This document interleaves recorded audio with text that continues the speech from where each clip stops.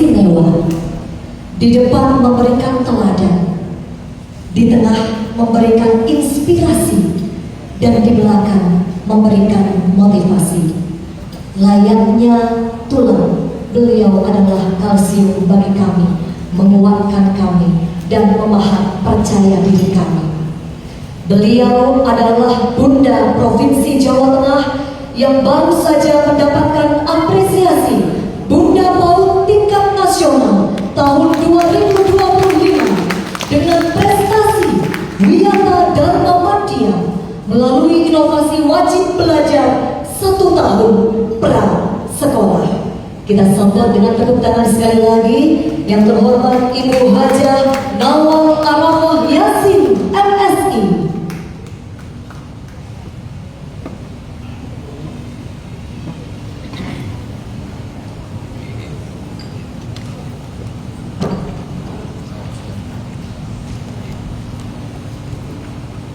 Bismillahirrahmanirrahim. Assalamualaikum warahmatullahi wabarakatuh. Waalaikumsalam warahmatullahi wabarakatuh.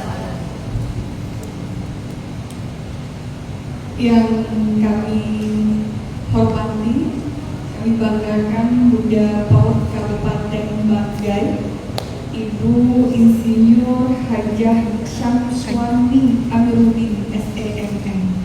Terima kasih Bu sudah berkenan berkunjung di Jawa Tengah, dan ternyata hari ini bukan kali pertama Ibu tinggal di Semarang ya. Sebelumnya sudah pernah di kota Semarang di Batik apa? Cici. Ya, di Batik Cici. Terima kasih Ibu, tepuk tangan untuk mendapat kabar. Yang kami hormati seluruh rombongan Pokja PAUD Bunda PAUD Kabupaten Banggai, hadir Ketua Pokja Bunda PAUD Kabupaten Banggai. Terima kasih Ibu dan seluruh jajaran yang telah hadir. Yang kami hormati Ketua Tim Penggerak PKK Kota Semarang Ibu Insinyur Lis Iswar Aminuddin MSI, dan Kepala Disdikbud diwakilkan Sekdi Bapak Syamsuddin Isnaini, dan Sekretaris BKKBN Jawa Tengah Ibu Herlin Ambarwati, dan Camat Semarang Barat ini Bapak Dr. Eli Asmara SSTP MF, dan Bunda PAUD Semarang Barat yang kemarin juga mendapatkan apresiasi ya sebagai Bunda PAUD terinovatif nomor 1. Jadi yang kami hormati Pengurus Pokja Bunda PAUD Provinsi Jawa Tengah, hadir di sini Ibu Emma Rahmawati, beliau juga Kepala Dinas kami, Ibu Kepala Dinas DP3 AKB Provinsi Jawa Tengah, dan Ibu Rahma Nurhayati, beliau juga Kepala Dinas kami, Kepala Dinas Arhus Provinsi Jawa Tengah. Alhamdulillah, puji syukur kehadirat Allah Subhanahu wa Ta'ala. Hari ini merupakan salah satu kehormatan bagi kami Kabupaten Banggai sudah singgah di Jawa Tengah. Alhamdulillah dalam rangka Study Biru Bunda PAUD Kabupaten Banggai Provinsi Sulawesi Tengah. Tadi kita sudah banyak melihat tentang bagaimana potret daripada PAUD ya Tirta, di mana PAUD Tirta ini kembali mendapatkan penghargaan menjadi tadi terinovatif dikarenakan adanya swadaya masyarakat di dalamnya Bapak Ibu. Saya sedikit saja ya mengulas bagaimana inovasi yang kemudian saya susun sehingga mengantarkan saya mendapatkan Wiyata Dharma Madya Bunda PAUD Provinsi. Bapak Ibu, ada 8 indikator keberhasilan Bunda PAUD. Jadi di sini ada 8 indikator. Yang pertama adalah meningkatnya jumlah desa kelurahan yang memiliki PAUD. Kemudian kedua, meningkatnya kerjasama kemitraan dengan pemangku kepentingan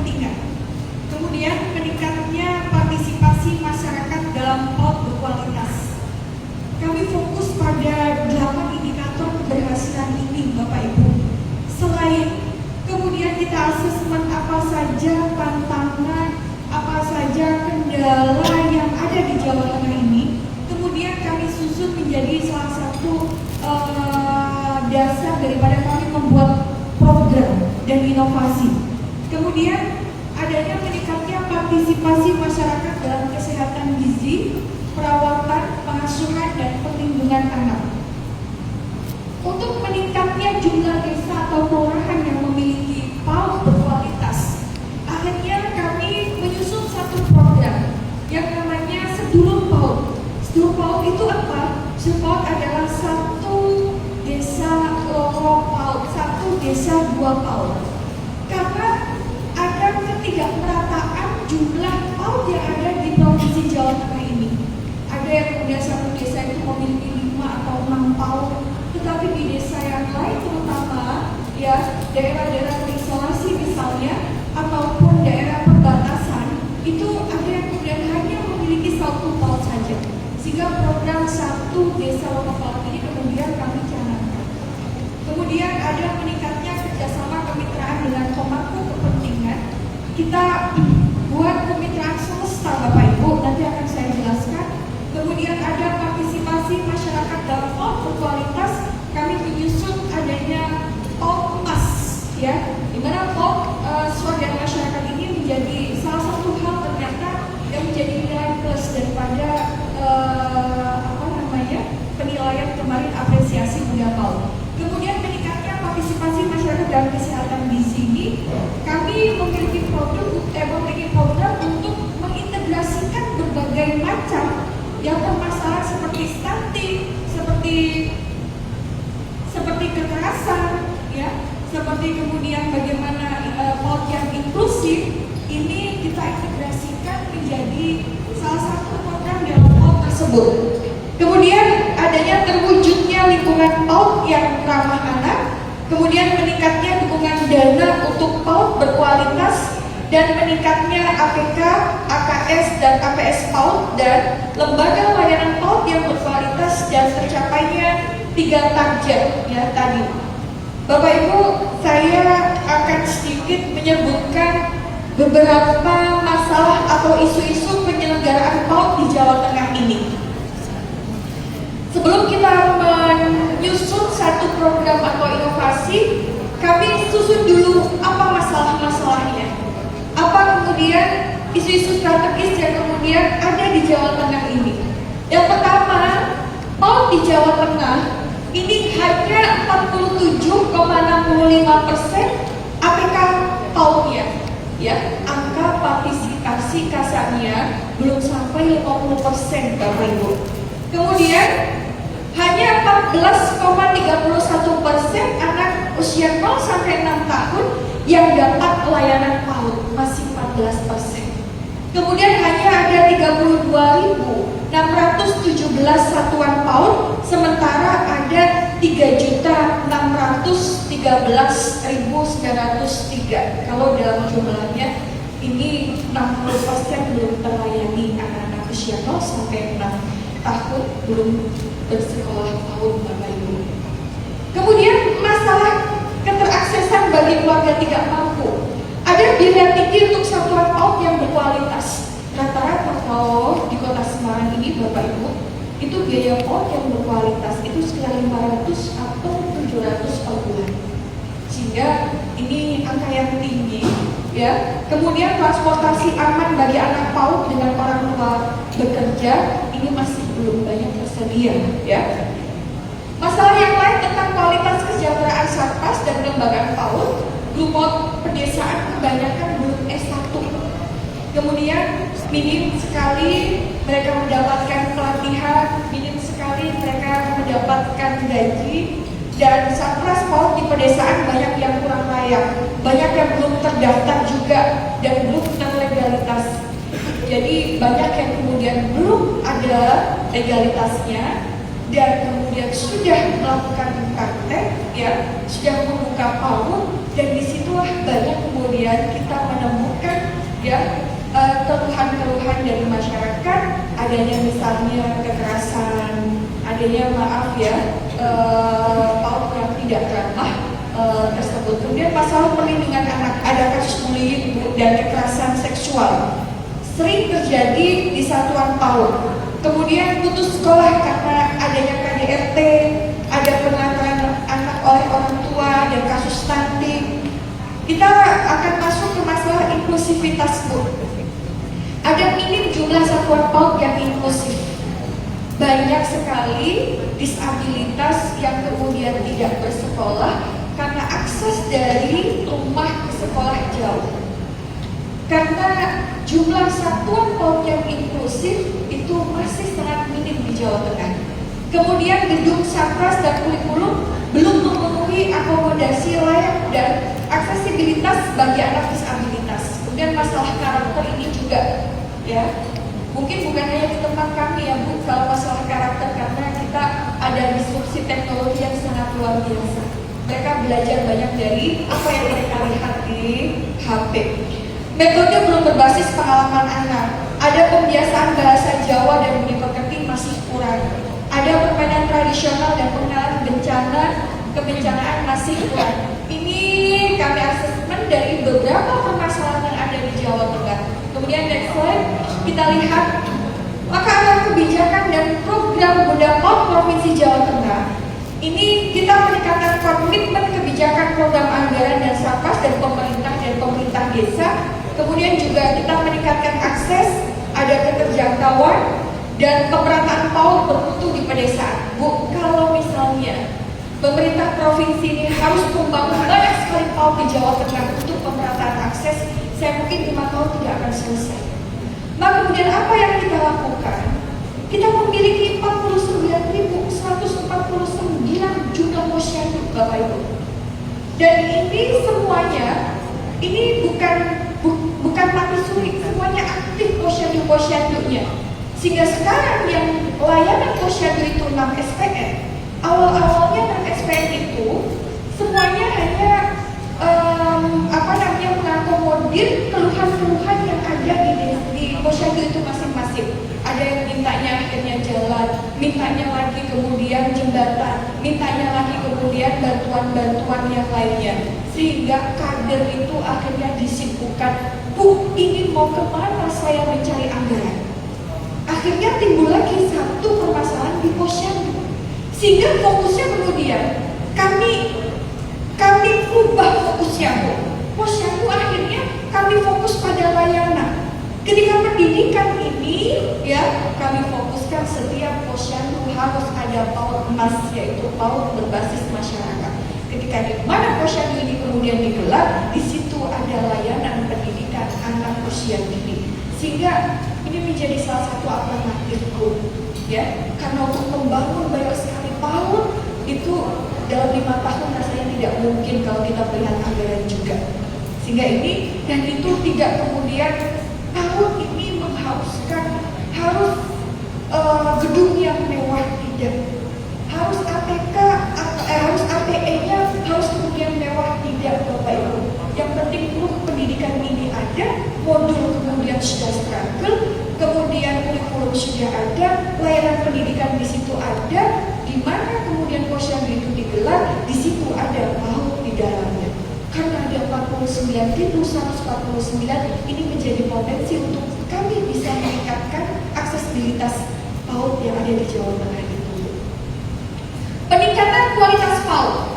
Dalam peningkatan kualitas PAUD, Bapak Ibu, kami kemudian bekerjasama dengan universitas-universitas yang ada. Kami kemudian melakukan bagaimana peningkatan kapasitas ini dengan UNS. Ya, salah satu universitas di Solo, ya, Universitas 11 Maret, yang kemudian kami juga kerjasamakan dengan beberapa universitas yang ada jurusan S1 PAUD. Kemudian kami buka adanya beasiswa untuk S1 PAUD. Kemudian kami juga memberikan FPLH bantuan juga Bapak Ibu untuk rumah tidak layak huni untuk guru PAUD, dan peningkatan keterpaduan penyelenggaraan PAUD dengan program perlindungan anak, stunting, bina balita, pengasuhan dan disabilitas. Jadi stunting ada dalam PAUD, terus kemudian bina balita ada dalam PAUD, parenting pengasuhan ada di dalam PAUD. Untuk parenting kami kerjasamakan, Bu, dengan Yayasan Keluarga Kita kita. Yayasan Keluarga Kita itu satu binaan dari Ibu Najwa Shihab. Ibu Najwa Shihab itu kakak daripada Najwa Shihab. Beliau punya, nanti Ibu bisa searching namanya Keluarga Kita.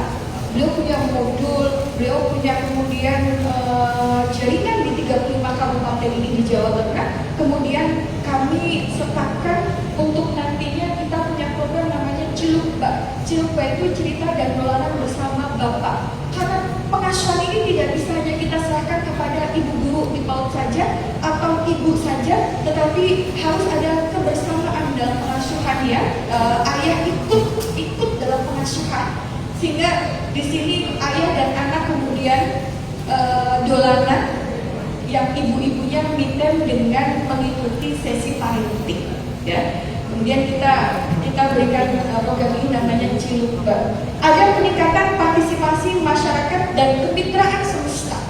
Kemitraan semesta ini bukan hanya kemudian OPD kita bukan, tapi kemudian perguruan tinggi sudah kami ajak. Kemudian Basnas Provinsi Jawa Tengah juga sudah kami ajak. Kemudian juga bukan hanya itu, tapi kita dengan DP3AKB dengan BKKBN ini juga kita ajak. Di samping itu untuk misalnya sosialisasi atau iklan ya, untuk 1 tahun wajib belajar. Ini kami gandeng influencer seperti kemarin sudah kami buat ya videonya dengan Hasan Sule. Beliau memiliki 7 juta viewer dan ini menurut saya penting karena masyarakat masih belum paham tentang 13 wajib belajar. Ini juga merupakan kemitraan semesta. Kemudian lagi next slide, Bu, ini 5 program unggulan prioritas Budapot Provinsi Jawa Tengah yang alhamdulillah mengantarkan kami mendapatkan Biantara dan Muhammadiyah. Di antaranya Jateng Semangat Nyokong PAUD. Jateng Semangat Nyokong PAUD ini untuk meningkatkan kerjasama, dukungan, kapasitas dan penghargaan bagi Budapot Kabupaten Kota, penyelenggara PAUD, guru teknik dan masyarakat untuk meningkatkan kualitas PAUD. Di Kota Semarang kemarin juga PAUD Kota Semarang mendapatkan penghargaan. Ketika dolan ke PAUD, ketika main ke PAUD, itu beliau mengajak beberapa CSR. CSR juga datang ke PAUD, kemudian melihat ya apa yang kemudian perlu diintervensi, CSR kemudian akan memberikan itu. Bu, di sini semangat Nyokong PAUD ini terkait pelatihan, terkait kemudian nanti ada dukungan anggaran, terus kemudian terkait nanti ada penghargaan bagi Budapot sebagai Budapot provinsi juga mengadakan apresiasi Bu. Kemudian ada penyelenggaraan PAUD, guru teknik dan masyarakat untuk meningkatkan kualitas PAUD. Kemudian ada PAUD berbasis masyarakat. PAUD berbasis masyarakat ini tadi yang saya sebutkan untuk meningkatkan ketersediaan jumlah dan keteraksesan PAUD berkualitas, holistik dan integratif yang ramah anak. Jadi fokusnya 1 inklusif, 2 ramah anak, ketiga adalah berkarakter, dan kemudian aksesibilitas kita bisa membuka itu. Semakin banyak PAUD dan kemudian semakin banyak yang melayani anak-anak PAUD, sehingga ya kami dengan menyediakan di posyandu yang ada. Kemudian ada untuk meningkatkan partisipasi dan kesadaran masyarakat dalam penyelenggaraan PAUD HI. PAUD swadaya masyarakat ini ya itu tidak kemudian disokong oleh anggaran daripada pemerintah seperti PAUD Tirta tadi Bapak Ibu, sehingga ibu-ibu bapak-bapak bisa tahu di sana ya bahwa dengan sarana yang kemudian sederhana, terus kemudian itu gurunya kadang-kadang ya membayar SPP-nya itu dengan kemampuan daripada anak didiknya. Ada gerakan mengumpulkan sampah di setiap minggu dan kemudian ditukar dengan nilai rupiah dan itu untuk ya membayar SPP-nya. Begitu juga misalnya punyanya itu misalnya ketela, ya bawa ketela. Punyanya kok beras, ya bawa beras. begitu. Jadi inilah kenapa sehingga merubah mindset dan menggerakkan swadaya masyarakat ini merupakan salah satu jargon daripada PAUD ini, ya. Bagaimana kita tidak terpacu pada anggaran? Kalau hanya panjenengan terpacu pada anggaran, maka tidak ada anggaran, maka tidak bisa melakukan apa-apa. Sehingga ini yang kemudian didorong, bagaimana kemudian ini swadaya masyarakat diikut sertakan, sehingga hasil dari IRA teknis kalau tidak salah itu kemudian untuk menyokong PAUD ini, Bapak Ibu. Ya, rasanya tidak mungkin, tetapi ternyata di Jawa Tengah banyak PAUD yang berswadaya masyarakat ini, sehingga insya Allah ya, kalau misalnya kita bisa membangkitkan, karena civil society itu menurut saya kekuatannya besar, Bapak Ibu.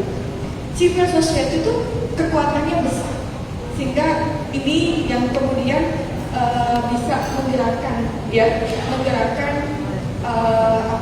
layanan-layanan PAUD yang ada di Jawa Tengah ini. Oke. Jadi kegiatan kuncinya apa?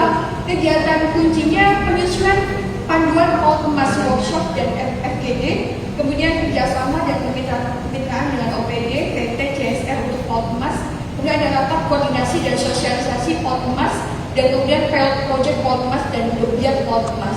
Ada siji desa loro PAUD, Bapak Ibu, 1 desa 2 PAUD. Lah, ini nanti kita upayakan ada di Posyandu dan kemudian menjadikan program seluruh PAUD ini menjadi gerakan kolaborasi action, ya. Kolaboratif action di seluruh Bunda PAUD Jawa Tengah. Ada pendampingan pendaftaran, ada kemudian perizinan, ada legalitas PAUD. Kemudian next slide. Kita lihat ada Cilumba. Ini juga sudah kami lakukan. Cilumba cerita dan dolanan kalian bapak dan ayah semana. Ayah semana itu ayah sehari bersama anak PAUD. Ada yang polanya itu mengantar ya dan menjemput anak sekolah. Ada yang polanya kemudian bermain selama 1 hari. Dan ini untuk meningkatkan peran keluarga dan bapak dalam pengasuhan dan pembelajaran anak PAUD. Nanti yang saya ceritakan, saya kerjasama dengan keluarga kita ya. Kami lakukan di sini, ibu-ibu sesi parenting, kemudian anaknya hanya bermain dengan bapak, dan ini dengan dolanan tradisional Bapak Ibu, mengenalkan kembali bagaimana dolanan tradisional itu sudah banyak tidak dikenal oleh anak-anak kita, sehingga di situ kami juga kenalkan dengan mainan-mainan tradisional. Kemudian ada kemitraan semesta. Kemitraan semesta kita akan kemudian kerjasama juga dengan universitas untuk KKN tematik untuk PAUD yang kemudian belum memiliki guru-guru yang struggle. Kami kemudian bekerjasama di KKN tematik ini, mahasiswa nanti akan masuk ya untuk mengajar di PAUD Emas yang itu nanti aksesnya di Posyandu. Kemudian ada bantuan APE dan SAPAS dari CSR, dan ada bimbingan teknis akreditasi dari perguruan tinggi agar bagaimana PAUD ini bisa mencapai minimal nilai B ya. Jadi ini didasarkan juga dari tadi Bapak Ibu 8 indikator keberhasilan Bunda PAUD. Kemudian tadi kita lihat tagline Bunda PAUD Provinsi Jawa Tengah, Ngopeni Bocah. Ngopeni Bocah itu memelihara anak, melakoni setahun prasekolah, melakukan 1 tahun prasekolah. Kemudian ini pada waktu launching PAUD Emas. Kemudian kita sasarannya Bapak Ibu sudah tahu semua, ada penyelenggara, ada anak-anak usia 0 sampai 6 tahun, ada orang tua atau keluarga, ada pemerintah kabupaten kota atau desa, ada perguruan tinggi, dan ada CSR, BUMD dan BUMN, dan ada Basnas. Kemudian mitra utama Bunda PAUD di sini ada OPD, ada organisasi profesi, ada perguruan tinggi, ada Ormas, dan ada CSR. Kemudian target capaian 5 tahunnya kami paling tidak Bunda PAUD dan Pokja Bunda PAUD ini 100% sudah terbentuk dan sudah ter-SKK. Kemudian 100% desa kelurahan ini memiliki minimal 2 PAUD, ada dukungan APBD desa untuk PAUD, dan kemudian 40% satuan PAUD ramah anak dan berkarakter, dan 40% anak usia 0 sampai 6 tahun dapat layanan PAUD,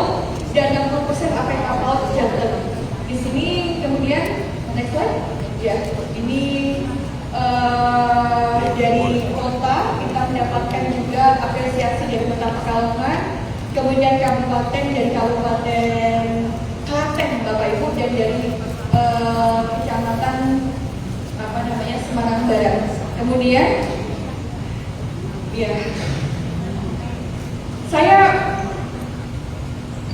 termotivasi pada satu hal Bapak Ibu. Pada waktu saya pertama kali membentuk Pokja PAUD, pertanyaan yang kemudian disampaikan kepada saya, Ibu, bagaimana berjalan? Provinsi itu adalah kewenangannya, tupoksinya adalah sekolah menengah ke atas, bukan kewenangan untuk pendidikan usia anak. Bagaimana Ibu bisa menjalankan ini? Tidak ada anggaran, katanya seperti itu. Sehingga dengan ini saya memiliki semangat Bapak Ibu. Karena apa? Karena panggilan untuk terus kemudian satu, amal jariah untuk pendidikan. Kedua, bagaimana bahwa kita sebagai pemerintah tidak bisa hadir untuk anak usia 0 sampai 6 tahun. Ini kewajiban yang nanti akan ditanya. Sehingga akhirnya kemudian bagaimana ketika pada waktu itu tidak ada anggaran, kami upayakan konsep ini adalah swadaya masyarakat. Sehingga alhamdulillah dari semangat itu kemudian kami mendapatkan penghargaan sampai pada kelurahan ini.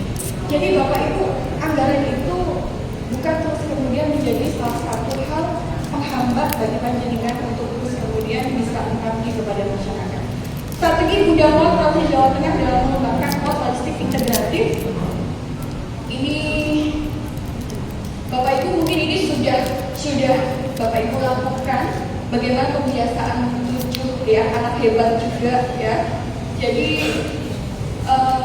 ini kita melakukan kapal pada waktu itu ya, bagaimana untuk meningkatkan kapasitas anak dalam berkembang dan belajar. Ini seorang anak yang sudah siap sekolah memiliki kombinasi karakteristik yang positif, sehat baik secara sosial dan emosional, dia juga percaya diri dan ramah, kemudian memiliki hubungan pertemanan yang baik, kemudian menangani tugas-tugas yang menantang dan pantang menyerah, dan memiliki kemampuan berbahasa dan komunikasi yang baik, dan mendengarkan instruksi dengan baik dan penuh perhatian. Ini tujuan utama program PAUD. Kemudian bagaimana kita lihat efek positif dari program PAUD ini ya, dapat mengubah arah perkembangan anak saat mereka masuk sekolah. Seorang anak yang siap sekolah memiliki kemungkinan kecil untuk mengulang kelas, mengikuti pendidikan khusus atau putus sekolah. Bagaimana fondasi di 0-6 tahun ini akan menentukan anak nanti di fase berikutnya. Ketika baik, insya Allah nanti akan struggle di waktu yang berikutnya. Bapak Ibu, kemudian kita lihat lagi bagaimana datanya di sini. TK itu data sekolahnya ada 27.608 sekolah. Ada data siswa 911.000 ya. Kemudian ada data guru di 57.208. Ini data adanya PAUD di Jawa Tengah. Kemudian next slide, kita melihat data next slide langsung. Terus PAUD usia 3 sampai 6 tahun ini tadi yang saya sampaikan, maka di sini ada sebanyak kurang lebih 977.869 anak usia 3 sampai 6 tahun belum terlayani di lembaga PAUD. Terus kemudian kita lihat keberlanjutan PAUD emas itu ditentukan dari apa? Satu, kepemilikan dan keterlibatan aktor kunci. Ada pemerintah desa, kelurahan, tim pegang PKK, ada tim pembina posyandu, ada Fatayat Muslimat dan Aisyah, ada dukungan desa kelurahan, ada dukungan pemerintah kabupaten kota, dan ada kerjasama perguruan tinggi dan CSR dan lain-lain. Kemudian next slide, kita elemen layanan di PAUD ini kualitas proses pembelajaran, kemitraan dengan orang tua, ada adanya layanan yang memantau pemenuhan kebutuhan esensial pada anak usia dini, dan elemen keempat kepemimpinan dan pengelolaan sumber daya. Kemudian next slide, kita lihat elemennya PAUD berkualitas. Ini kan Bapak Ibu sudah tahu ya bagaimana ini. Kemudian next slide. Oke. Terus ini sudah bagaimana kualitas proses pembelajaran, kemitraan dengan orang tuanya, bagaimana dukungan pemenuhan layanan esensialnya ya. Dan ini nanti kemudian kita kembangkan dengan bagaimana penguatan kebiasaan tadi ya, kebiasaan 7 kebiasaan anak hebat, dan kemudian dari beberapa materi yang kemudian kita susun ya, tentang stunting dan lain sebagainya. Bapak Ibu, mungkin itu yang bisa saya sampaikan. Nanti kita bisa dialog melewati pertanyaan, dan insya Allah mudah-mudahan ada sesuatu yang bisa Bapak Ibu bawa pulang, dan mudah-mudahan kita selalu memberikan kontribusi yang terbaik untuk pendidikan anak usia dini. Terima kasih atas kehadirannya Bapak Ibu. Mudah-mudahan panjenengan bisa menikmati ya suasana di Semarang. Kemudian juga jangan lupa Bapak Ibu menyicipi kuliner yang ada di Semarang ini, dan mudah-mudahan Bapak Ibu nanti pulang bisa mendapatkan ilmu yang bermanfaat, dan mudah-mudahan bisa membawa budak-budak PAUD di Banggai ini memiliki dedikasi yang sangat luar biasa dan kontribusi untuk PAUD yang sangat luar biasa. Terima kasih kami sampaikan. Assalamualaikum warahmatullahi wabarakatuh.